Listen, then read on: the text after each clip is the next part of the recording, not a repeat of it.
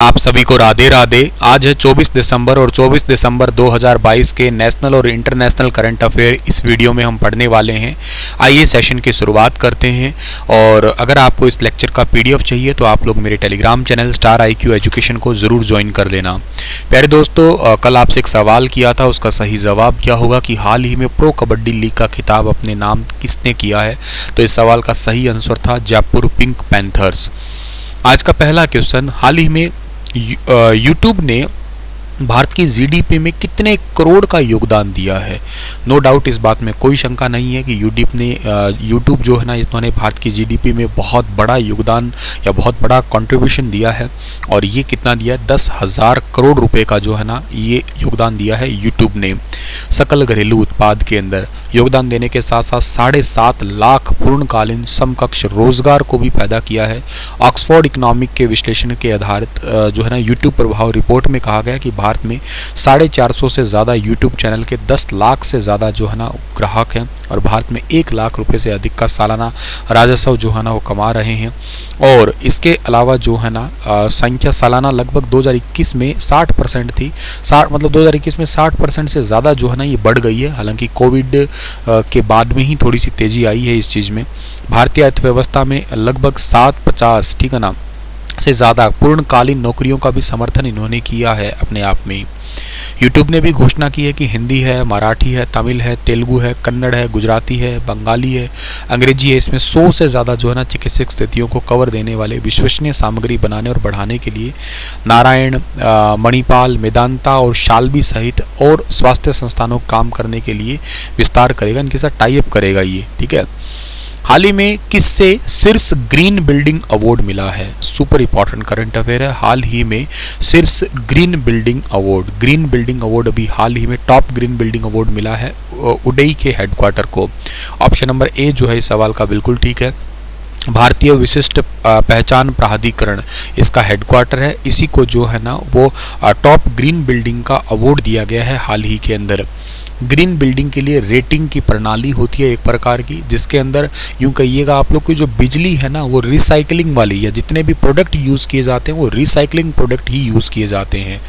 और इसकी दैनिक पानी की खपत 25 से 30% रिसाइकल किए गए जल से आ रही है। एक इंपॉर्टेंट बात ये है, मतलब जो चीज़ें जिससे पर्यावरण को नुकसान नहीं पहुँच रहा है वो सारी चीज़ें इस बिल्डिंग में यूज़ हो रही है, इसलिए इसको टॉप ग्रीन बिल्डिंग का अवार्ड दिया गया है।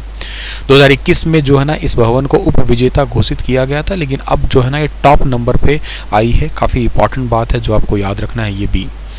हाल ही में किस राज्य ने चिल्लई कला की शुरुआत की है? चिल्लई कला की शुरुआत अभी हाल ही में कश्मीर ने की है। आप राज्य कहो या केंद्र शासित प्रदेश कहो, इन्होंने चिल्लई कला की शुरुआत की है। पहलगाम समेत कई स्थानों पर पारा जो है ना यहाँ पे बहुत नीचे गिर चुका है। 21 दिसंबर को सबसे भयंकर सर्दी चिल्लई कला के दौरान ही इसको स्टार्ट किया गया है। और श्रीनगर में 21 दिसंबर को मौसम का सबसे कम तापमान दर्ज किया गया, क्योंकि कश्मीर घाटी में जो है यहाँ पे स्थानीय रूप से चिल्लई कला के रूप में जाने वाली सर्दी की 40 दिनों की सबसे कठोर अवधि स्टार्ट हुई है। मतलब सबसे कम टेम्परेचर को ये जो है ना वो चिल्लई कला कह रहे हैं। तो ये 21 दिसंबर को सबसे कम टेम्परेचर था, इसीलिए इसी दिन से ये चिल्लई कला स्टार्ट हो चुका है। -4.2 डिग्री सेल्सियस यहाँ का टेम्परेचर हो चुका है रात का। और दक्षिण कश्मीर में तो लगभग रात का टेम्परेचर -6.2 डिग्री सेल्सियस हो गया है। दिसंबर महीने में रिकॉर्ड अब तक का सबसे कम टेम्परेचर 1934 में -12.8 डिग्री सेल्सियस था। लोग जो घूमने जाते हैं वो बर्फ़ का आनंद तो खैर अभी लेते ही हैं। तो चिल्लई कला है क्या कि कश्मीर में हिमपात और बारिश की संभावना, सबसे ठंडी और कठोर सर्दी की जो अवधि होती है उसी को ही चिल्लई कला कहा करते हैं। माइनस पे टेम्परेचर चला जाना रात का, इसी को ही चिल्लई कला के नाम से जाना करते हैं। 40 दिन की अवधि होती है, लगभग 20 दिन लंबा चिल्लई खुर्द होता है और 10 दिन लंबा जो है ना बच्चा, जिसको बेबी कोल्ड के नाम से जाना जाता है। धीरे धीरे मौसम ठीक हो जाता है फिर। तो ये समझो अब 21 दिसंबर से लेकर 31 जनवरी तक चलेगा 40 दिनों का ये बहुत ही भयंकर शीतलहर वाला मौसम। हाल ही में किसे हिंदी और अंग्रेजी में साहित्य अकादमी पुरस्कार 2022 मिला है? तो ये मिला है बद्री नारायण को। ऑप्शन नंबर ए जो है इस सवाल का बिल्कुल ठीक रहेगा। साहित्य अकादमी सम्मान कुछ इस प्रकार का दिया जाता है। यह पुरस्कार 11 मार्च 2023 को नई दिल्ली के अंदर कमानी सभागार में जो है ना दिए जाएंगे। हिंदी के लिए बद्री नारायण को साहित्य अकादमी अवार्ड जो है ना दिया गया है। बद्री नारायण हिंदी के एक बहुत ही प्रसिद्ध कवि है, हिंदी की कविता है। इनके योगदान के कारण केदार सम्मान से भी इनको जो है ना सम्मानित किया जा चुका है। इसके अलावा अगर अंग्रेजी की बात की जाए तो है अनुराधा रॉय, और उर्दू के लिए है अनीश अशफाक को इस साल का साहित्य अकादमी पुरस्कार मिला है। बद्री नारायण को हिंदी में इनकी कविता संग्रह जिसका नाम है तुमड़ी के शब्द, याद रखिएगा बहुत इंपॉर्टेंट है, तुमड़ी के शब्द के लिए चुना गया है। और 23 भाषाओं के लिए ऐलान किया गया है। ये वैसे 24 भाषाओं में दिया जाता है लेकिन इस बार 23 भाषाओं में दिया गया है। 7 कविता संग्रह है, 6 उपन्यास है, 2 कहानी है, 2 साहित्य समालोचना है, 3 नाटक और एक आत्मकथा है। तो ये सुपर इंपॉर्टेंट करंट अफेयर है, भूल मत जाना, इसको आप लोग अच्छे से याद करना, क्वेश्चन पूछ सकते हैं। ये हिंदी के लिए बद्री नारायण और तुमड़ी के शब्द इनका कविता संग्रह, इसके लिए इनको दिया जा रहा है ये, ठीक है। किस किस भाषा में कौन कौन सा दिया जा रहा है ये सारा लिस्ट है आपके आगे, लेकिन आपको हिंदी और अंग्रेजी 2 जरूर याद रखने। हिंदी के लिए तुमड़ी के शब्द कविता संग्रह है बद्री नारायण, और इंग्लिश के लिए जो है ना all the lives we never lived, ये एक उपन्यास है अनुराधा रॉय का, all the lives we never lived, ये 2 जरूर याद रख लेना। बाकी आपके आगे लिस्ट है, जो आपका दिल करे वो आप सारे ही पढ़ सकते हो, पर 2 मेरे हिसाब से पक्के आपको याद रहने चाहिए। और राजस्थानी भी है, संस्कृत भी है, संथाली, सिंधी, तमिल, तेलुगु, उर्दू सभी भाषाओं के उपन्यास है, ठीक है। क्या होता है साहित्य अकादमी अवार्ड? ये 8वीं अनुसूची के अंदर जो 22 भाषाओं के अलावा ये राजस्थानी और अंग्रेजी भाषा सहित कुल 24 भाषाओं में दिया जाता है। पहली बार साहित्य अकादमी अवार्ड 1955 के अंदर दिए गए थे।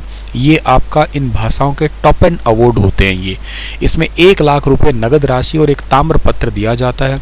इस पुरस्कार की स्थापना के समय राशि 5,000 रुपये थी, जो 1983 में बढ़ा के 10,000 रुपये कर दी, 88 में बढ़ा के 25,000 कर दी, और इसके बाद 2001 में इसे बढ़ा के 40,000 कर दिया, 2003 में बढ़ा के 50,000 और 9 में बढ़ा के जो है ना इसे 50,000 से बढ़ा के 1 लाख रुपए कर दिया। तो अब तक के लिए इसे 1 लाख रुपए दिए जाते हैं। वेरी इंपॉर्टेंट डेटा है, याद रखना। हाल ही में किसे नई दिल्ली अंतर्राष्ट्रीय मध्यस्थता केंद्र का अध्यक्ष चुना गया है? नई दिल्ली अंतर्राष्ट्रीय मध्यस्थता केंद्र, new Delhi international arbitration centre के अध्यक्ष के रूप में चुना गया है हेमंत गुप्ता को। ऑप्शन नंबर ए जो है इस सवाल का बिल्कुल ठीक रहेगा। न्यू दिल्ली के अंदर इंटरनेशनल आर्बिट्रेटरी सेंटर जो है ना, इसके अध्यक्ष के रूप में चुने गए। हेमंत गुप्ता ने कर्नाटक हिजाब प्रतिबंध मामले में फैसले देते सही कई एक प्रकार के अहम फैसलों के रूप में नियुक्ति, कई अहम फैसलों के बारे में अपने निर्णय जो है ना इन्होंने दिए हैं। अगला जो क्वेश्चन है, हाल ही में किसे सऊदी अरब में भारत का नया राजदूत बनाया है? सऊदी अरब में भारत का नया राजदूत बनाया है सुहेल अजाज खान को। ऑप्शन नंबर ए जो है इस सवाल का वो बिल्कुल ठीक रहेगा। वर्तमान में लेबनान में भारतीय राजदूत के रूप में काम कर रहे हैं। 1997 बैच के भारतीय विदेश सेवा के अधिकारी हैं, ये याद रखिएगा। और भारत ने वरिष्ठ राजनयिक सुहेल अजाज खान को सऊदी अरब में भारत का नया राजदूत बनाया है। और ये किसकी जगह लेने वाले हैं ये भी आपको पता होना चाहिए। ये जगह लेंगे ओसाफ सईद का जगह लेंगे, जो 1989 बैच के विदेश सेवा अधिकारी हैं, ठीक है। और सऊदी अरब की राजधानी रियाद है, करेंसी सऊदी रियाल है, और सऊदी अरब के राजा का नाम सऊदी के सलमान है। एयर इंडिया में के कम लागत वाले एयरलाइन व्यवसाय का प्रमुख नामित किया गया है किसे? तो ये नामित किया गया है अभी हाल ही में आलोक सिंह को। ऑप्शन नंबर ए जो है इस सवाल का बिल्कुल ठीक रहेगा। 1 जनवरी 2023 से आलोक सिंह को अपने कम लागत वाले एयरलाइन व्यवसाय का प्रमुख नियुक्त किया गया है। विस्तारा एयरलाइंस के टाटा के एक संयुक्त एक प्रकार का उद्यम है ये। एयर इंडिया का हेडक्वार्टर न्यू दिल्ली में है, स्थापना 1932 में हुई थी। JRD टाटा जो है ना इसके संस्थापक है। दुनिया के 50 महान एक्टर की लिस्ट में शाहरुख खान जो है ना उनका नाम भी शामिल अभी हाल ही में हुआ है। एम्पायर मैगजीन के ने 57 साल के शाहरुख खान को अपने लिस्ट के अंदर जो है ना शामिल किया है ये। इस लिस्ट में हॉलीवुड के बेहतरीन कलाकार Denzel Washington, Tom Hanks, Anthony मालरेड, ये जो है ना ये टॉप पे आते हैं इसमें। इसरो ने चंद्रयान 3 जो है, चंद्रयान 3 मिशन में अमेरिका उपकरण लगाए जाने की घोषणा की है। आने वाला जो चंद्रयान 3 हमारा मिशन होगा ये, और विज्ञान और जो साइंस एंड टेक्नोलॉजी के मंत्री है डॉक्टर जितेंद्र सिंह है, इन्होंने 22 दिसंबर 2022 को राज्यसभा में इसके बारे में जानकारी दी है। चंद्रयान 2 तो हालांकि हमारा फेल हो ही गया था। चंद्रयान 1 जो है ना, इसको 22 अक्टूबर 2008 को सतीश धवन अंतरिक्ष कोटा जो है, श्रीहरिकोटा है, उसके अंदर से बेसिकली इसको लॉन्च किया गया। चंद्रयान 2 को 2 जुलाई 2019 को लॉन्च किया गया था और 7 सितंबर 2019 को चंद्रमा की सतह पर यह दुर्घटनाग्रस्त हो गया था। और अब चंद्रयान 3 है, उसको 3 जून 2023 में जो है ना लॉन्च किया जाना है। अब तक के लिए यही डेट जो है ना वो घोषित है। इसरो के अध्यक्ष का नाम है एस सोमनाथ। ये आपके लिए क्वेश्चन छोड़ के जा रहा हूँ कि हाल ही में कौन सा यूनिवर्सिटी NAAC द्वारा A ग्रेड प्राप्त करने वाला पहला यूनिवर्सिटी बना है। बताइए इसके बारे में विस्तार से। कल फिर हाजिर होता हूँ लेटेस्ट अपडेट के साथ में। Thank you so much.